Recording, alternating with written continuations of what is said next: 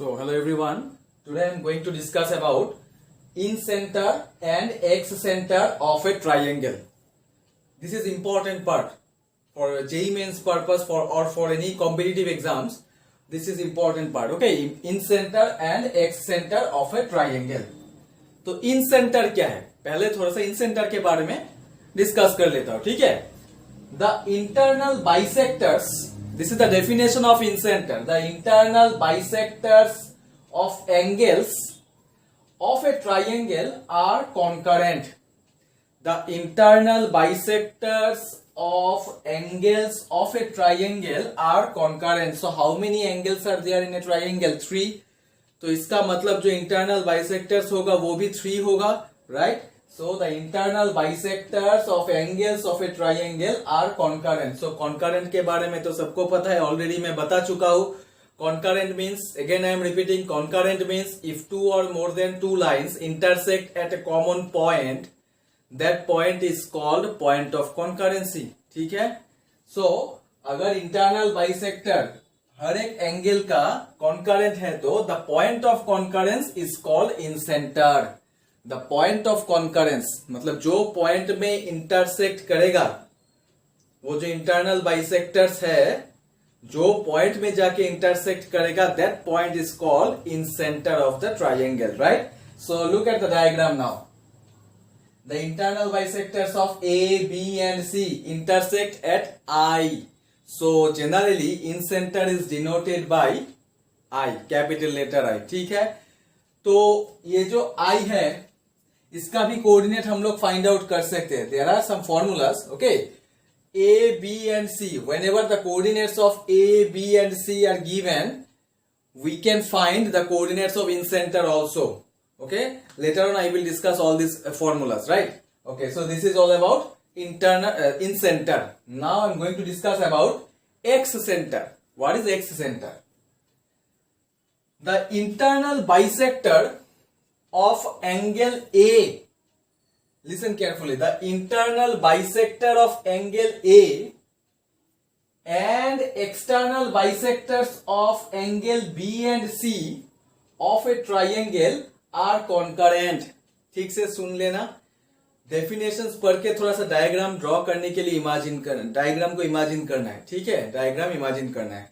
So the internal bisector of angle A मतलब अंदर से जाएगा, बाइसेक्ट करेगा. And the external bisectors of angle B and C, external bisectors of angle B and C मतलब जो triangle ABC है उसका एंगल B और C बाहर से, बाहर एक्सटर्नल बाइसेक्टर मींस बाहर से बाइसेक्ट करेगा. ठीक है? External bisectors of angle B and C of a triangle are concurrent. The point of concurrence is called the x-center of the triangle ABC. The point of concurrence is called the x-center of triangle ABC opposite to vertex A.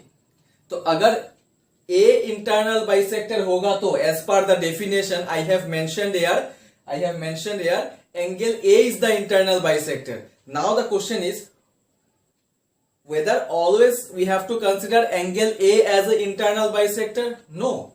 You can consider angle B also as an internal bisector. Even you can consider angle C also as an internal bisector. But the internal bisector must be only one. Only one angle you have to consider. That is either angle A or angle B or angle C. तो definition में तो तीनों angle का एक साथ नहीं लिख सकता हूं ना. So सिर्फ मैं एक ही internal bisector एंगल लेके definition यूज लिखा. ठीक है? The internal bisector of angle A. Look at the diagram. मतलब अंदर से इंटरसेक्ट करेगा, बाइसेक्ट करेगा. And the external bisectors of angle B and C, बाहर से देखो, बी और सी बाहर से बाइसेक्ट किया, are concurrent. Look at the diagram.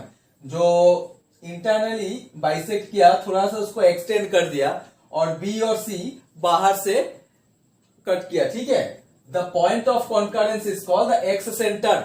किसका excentre? Excentre of triangle ABC, excentre of triangle ABC opposite to vertex A. As per the definition here you have to mention this part, opposite to vertex A. देखो ये जो I1 है, actually external bisectors are denoted by I1, I2, I3. तो यहाँ पे I1 क्यों? क्योंकि A is the internal bisector और exactly इसका opposite में है I1. Yes or not? So इसीलिए ये लिखा गया है opposite to the vertex A. तो exactly A के opposite में है ना I1. Okay. So it is denoted by I1 now. Similarly, the x center of triangle ABC. Look at here. Similarly, the x centers of triangle ABC opposite to the vertices B and C are respectively denoted by I2 and I3. तो इसका मतलब ये confirm हो गया कि not only A is the internal bisector, you can consider either A or angle B or angle C as an internal bisector. जब angle B को internal bisector consider करना है then that excentre is denoted by I2 and when we consider angle C as an internal bisector then that external bisector that point of concurrency will be I3.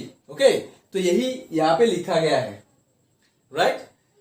So this is all about the definitions of incenter and excenter.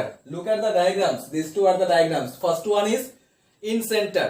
जब तीनों angles internally bisect करेगा, जो common point में intersect करेगा, that point of concurrence is called इंसेंटर.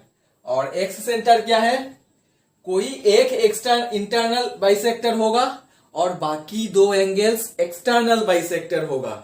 तो वो तीनों मिला के जो पॉइंट में इंटरसेक्ट करेगा that point of concurrence is called the external bisector of the triangle ABC opposite to vertex A, or you can write opposite to vertex B if we can consider internal bisector is B, or you can write opposite to vertex C also when we will consider the internal bisector as angle C. Okay, so this is all about the definition of incentre and excentre. Definitions तो याद रखना पड़ेगा, लेकिन ये जो coordinates find out करना है उसका फॉर्मूला है. जैसे I1 means external bisector opposite to vertex A, I2 means external bisector opposite to vertex B, I3 means external bisector opposite to vertex C. तो ये सब का फॉर्मूला है, वो फॉर्मूला यूज करके ही इसका कोऑर्डिनेट्स फाइंड आउट किया जाता है. ठीक है, सो इंपॉर्टेंट है जेई के लिए और अदर कॉम्पिटिटिव एग्जाम्स के लिए भी. ये सब these are actually basic part of geometry. Okay,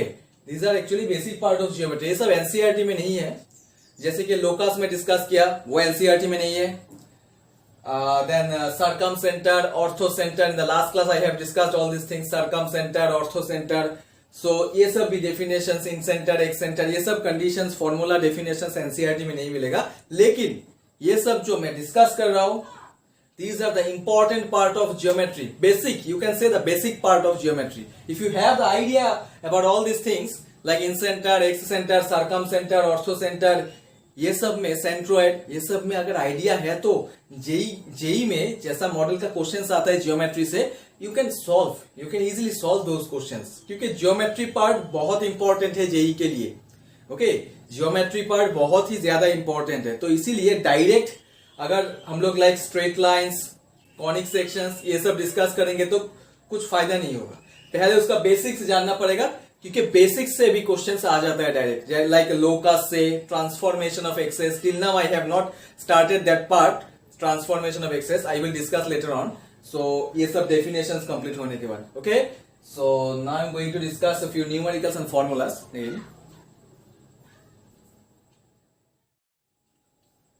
So let us discuss a few shortcut formula जो कि सब्जेक्टिव में भी कभी कभी यूज कर सकते हैं. मेनली ये ऑब्जेक्टिव में यूज करने के लिए मैं दे रहा हूं, but you can use in subjective exams also. Okay, so area of A triangle. हालांकि एरिया ऑफ ए ट्राइंगल का फॉर्मूला सबको पता है, लेकिन एरिया ऑफ ए ट्राइंगल का मैं एक फॉर्मूला नहीं लिखा. I have written two different formulas. Okay, the first one is common. First one सबको पता है. The area of a triangle formed by the points A x1 y1, B x2 y2 and C x3 y3 is half of modulus x1 into y2 minus y3 plus x2 into y3 minus y1 plus x3 into y1 minus y2. Don't forget to give the modulus sign, because we all know that area cannot be negative, so you should get the absolute value, right? So that's why you have to give this modulus sign. तो ये जो formula है that is common, सबको पता है.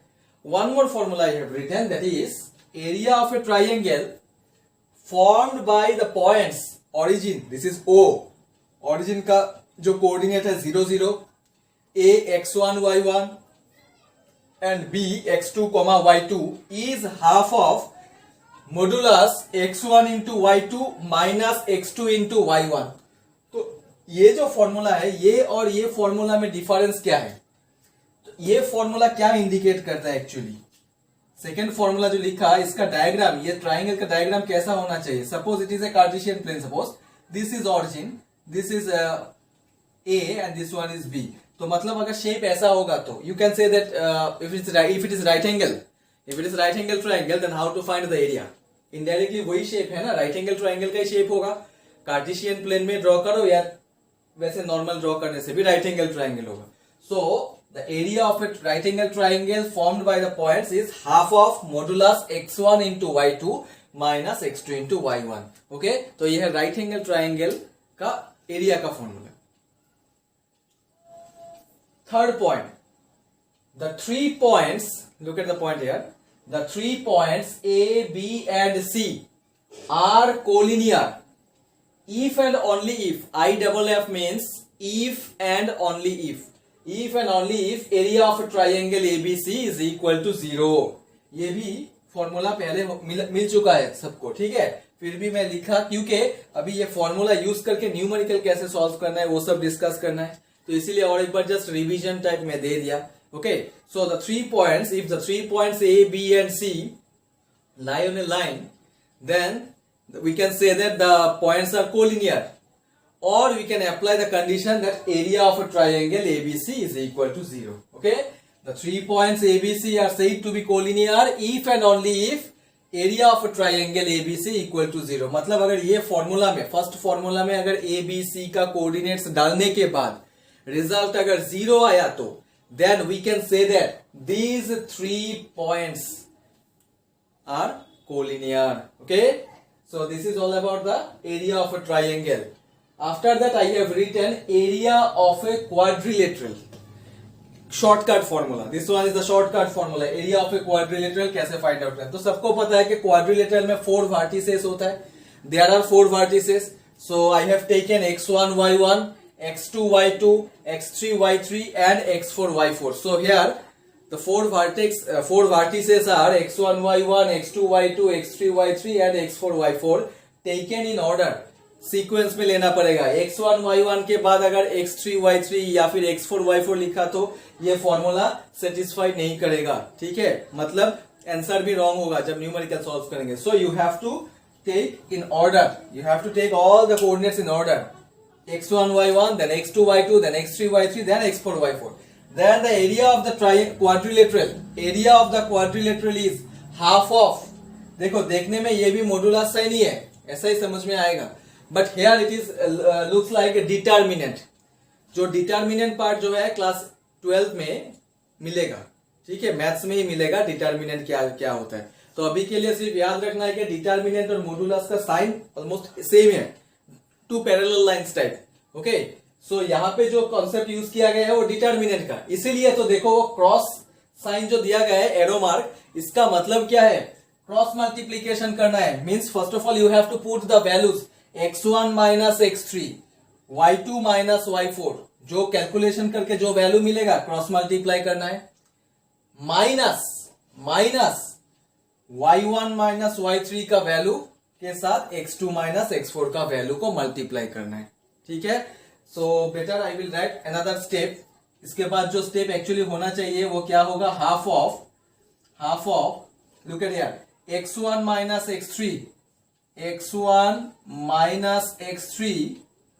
Into y2 minus y4. Yes, cross multiply वही होगा, बीच में हमेशा माइनस साइन होगा, ठीक है? Minus y1 minus y3 into x2 minus x4. सो ये है एक्सपांशन मेथड। ओके, ये है एक्सपांशन मेथड। मतलब ये जो डिटर्मिनेंट लगाया मैं, ये डिटर्मिनेंट को कैसे एक्सपांड किया जाता है? In this way, half of x1 minus x3 into y2 minus y4। Okay, give minus sign, always minus, minus y1 minus y3 into x2 minus x4। Put कर दो value, area of a quadrilateral निकल जाएगा। ठीक है, this are the shortcut formula.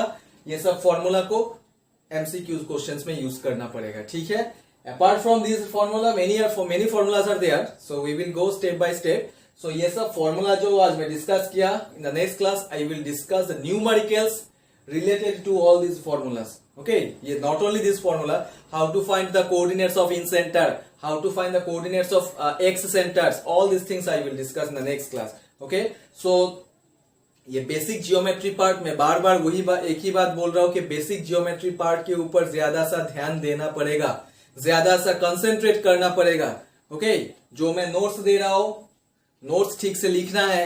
जो मैं formula और numerical discuss कर रहा हूं और करूंगा भी, वो भी ठीक से देखना है, क्योंकि ये बेसिक जियोमेट्री पार्ट क्लियर होने से ही जो थोड़ा सा हाई लेवल का क्वेश्चंस होगा, लाइक अभी तक तो नहीं आया वो chapter, straight lines, pair of straight lines, you can से सर्कल, इवन लोकस का भी और स्टैंडर्ड क्वेश्चंस है।